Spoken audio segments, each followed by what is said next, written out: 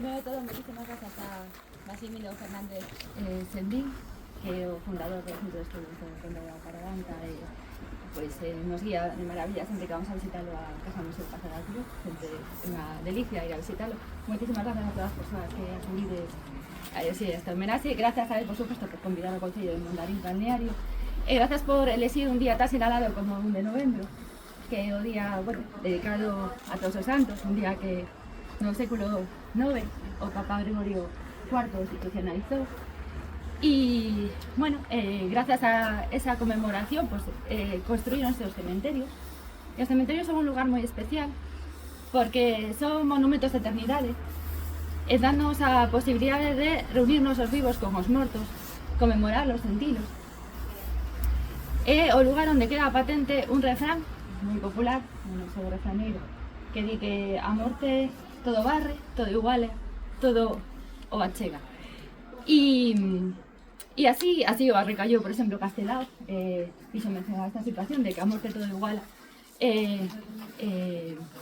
Tamén José Manrique, nas coplas pola morte do seu pai. E o iguala ata o punto de que o trouxen aquí ese traballo tan interesante, no, do Museo Pobo Galego, que recolle o cancionero do TEA, de Fermín Bozabreiro, e hai unha cantiga, son 4 liñas, o sea, é moi breve, que dicía que en Troncoso nace o sol e en Santa Valla o luceiro, na casa de Peinador a riqueza e o diñeiro.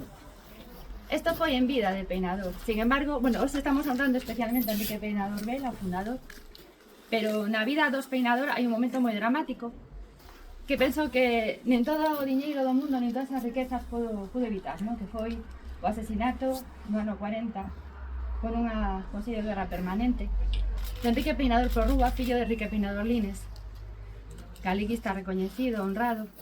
O seu fillo, Enrique Peinador Porrúa, tamén era, bueno, ele era abogado, era republicano de la Galicia, seguindo este lado do seu pai.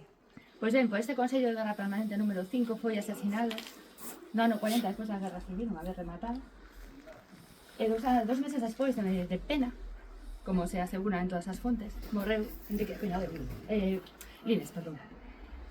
É unha demostración de que a riqueza non diferencia as persoas, porque ao final non pode evitar que suceda o máis dramático, no? Que é a perda dun fillo e a morte.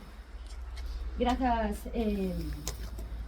Maximino, de verdade, por convidarnos a este acto, estamos agradecidos, de verdade, e contentos de participar no día de hoxe, parabéns, e que posedes un día de homenaxe moi bonito, e, bueno, grazas a todos os que estáis aí, que nos estáis apoiando e axudando no día a día.